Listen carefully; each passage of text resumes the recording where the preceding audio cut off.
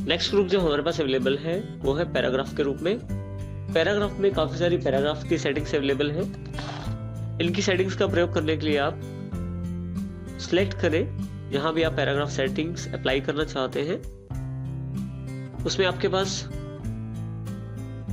Left, centre, right, देखिए alignment की facility है। यहां से आप लेफ्ट, सेंटर, राइट मूव कर सकते हैं। जस्टिफाई अलाइनमेंट है जो आपके कंटेंट को जस्टिफाई करने की कोशिश करता है। इसको हम फोर्थ स्लाइड पे समझते हैं। देखिए मैं सिलेक्ट कर लेता हूं अपने कंटेंट को। लेफ्ट साइड यानी कि सेंटर साइड और राइट साइड अलाइनमेंट है इसकी।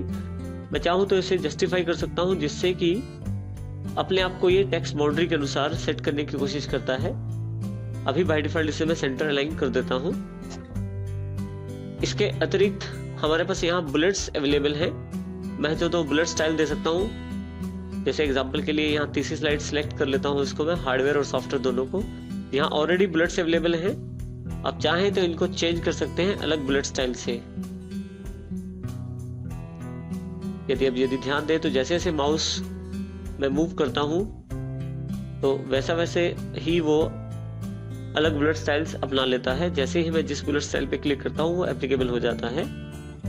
बुलेट स्टाइल पे क्लिक करने के साथ ही यहाँ पे नीचे बुलेट्स एंड नंबरिंग का स्टाइल जो अवेलेबल है उसमें मेरे पास काफी सारे ऑप्शंस और उपलब्ध हैं। इसके अतिरिक्त मैं इनका जो बुलेट्स है मेरे पास उनका साइज भी चेंज कर सकता हूँ।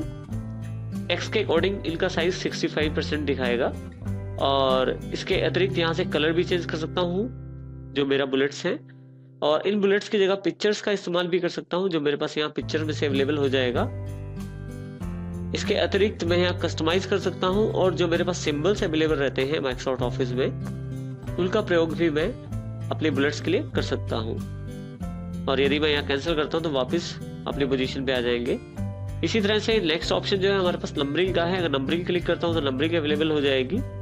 कॉर्नर पे बटन पे क्लिक करें तो हमारे पास काफी स्टाइल की नंबरिंग अवेलेबल है। उनमें से जैसी हम स्टाइल चाहते हैं वैसा स्टाइल ले सकते हैं। नीचे अगर लास्ट ऑप्शन जो बुलेट्स नंबरिंग सेटिंग्स पे क्लिक करें तो आपके पास नंबर्स की सेटिंग्स खुल जाएंगी जिसमें अलग अलग प्रकार की नंबरिंग अवेलेबल है। इसके अतिरिक्त फिर से वही साइज अवेलेबल है, परसेंटेज ऑफ टेक्स्ट कितना साइज हो, उसका कलर क्या अवेलेबल रहे। इसके अतिरिक्त आप यहाँ से ये भी बता सकते हैं कि नंबरिंग कौन से नंबर से शुरू हो। तो इस तरह की सेटिंग्स करने के बाद मैं इसे ओके करता हूँ तो वो सेटिंग्स मेरे पास एप्लीकेबल हो जाती हैं। नेक्स्ट ऑप्शन जो हमारे पास अवेलेबल है वो है इंक्रीज लेवल के साथ। यदि आप सिलेक्ट करें अपने जो टेक्स्ट है उसको और यहाँ से आप इंक्रीज कर सकते हैं उसका लेवल वाइज और राइट साइड की तरफ मूव करेगा और इंक्रीज होता चला जाएगा उसका लेवल। यदि आप इसको फिर से डिक्रीज लेवल करना चाहते हैं तो डिक्रीज लेवल पे क्लिक कीजिए। अब की बार ये लेफ्ट साइड की तरफ मूव करेगा और साइज इसका बड़ा होता चला जाएगा। इस प्रकार आप इसका प्रयोग कर सकते हैं। इसके अतिरिक्त हमारे पास नेक्स्ट ऑप्शन है लाइन स्पेसिंग। आप चाहे तो यहाँ से लाइन स्पेसिंग बढ़ा सकते हैं। अपनी आवश्यकता अनुसार आप लाइन स्पेसिंग को सेट कर सकते हैं। लाइन स्पेसिंग में काफी सारे ऑप्शन हैं जिनका प्रयोग आप कर सकते हैं। जैसा कि लाइन स्पेसिंग में अलाइनमेंट कौन सा रहेगा और इंडेंटेशन सेट कर सकते हैं, स्पेसिंग सेट कर सकते हैं बिफोर और आफ्टर टेक्स्ट की। जो आपका टेक्स्ट सिलेक्टेड है उसके पहले और उसके बाद वाले टेक्स्ट की स्पेसिंग आप यहाँ बिफोर और आफ्टर से सेट कर सकते हैं। हाँ, यहाँ हमारे पास टेक्स्ट डायरेक्शन ऑप्शन अवेलेबल है। जैसे ही मैं यहाँ क्लिक करता हूँ देखिए जो टेक्स्ट का डायरेक्शन है वो चेंज हो गया है।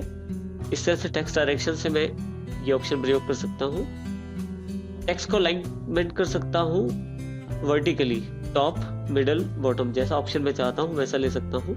यदि आप चाहें तो आपका जो टेक्स्ट है इसे आप स्मार्ट आर्ट में कन्वर्ट कर सकते हैं। काफी सारे स्मार्ट आर्ट्स अवेलेबल हैं। देखिए यहाँ पे जैसे स्मार्ट आर्ट पे आप क्लिक करेंगे उस तरह का स्टाइल उसका हो जाएगा और वैसा स्टाइल आपके पास एप्लीकेबल हो जाएगा। यहाँ से हमारे पास एक कमांड और अवेलेबल है, वो है कॉलम्स के रूप में। इसको समझने के लिए हम एक अलग स्लाइड का अध्ययन करते हैं। यहाँ मेरे पास मेरी स्लाइड में 3 कॉलम्स ऑलरेडी अवेलेबल हैं। यदि मैं इनको सिलेक्ट कर लेता हूँ तो देखिए ये फर्स्ट कॉलम का डेटा है, ये सेकंड कॉलम का डेटा है और ये थर्ड कॉलम का डेटा है, जिसमें ऑलरेडी मैंने 3 कॉलम का डेटा लिया हुआ है। यदि मैं इसे 1 कॉलम कर लूँ तो मेरा डेटा छोटा होके एक कॉलम में समाने की कोशिश करेगा।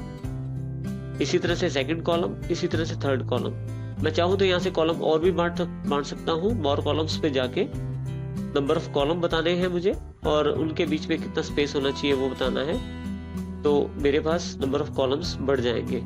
इस प्रकार से मैं इसका प्रयोग कर सकता हूँ कॉलम कमांड का।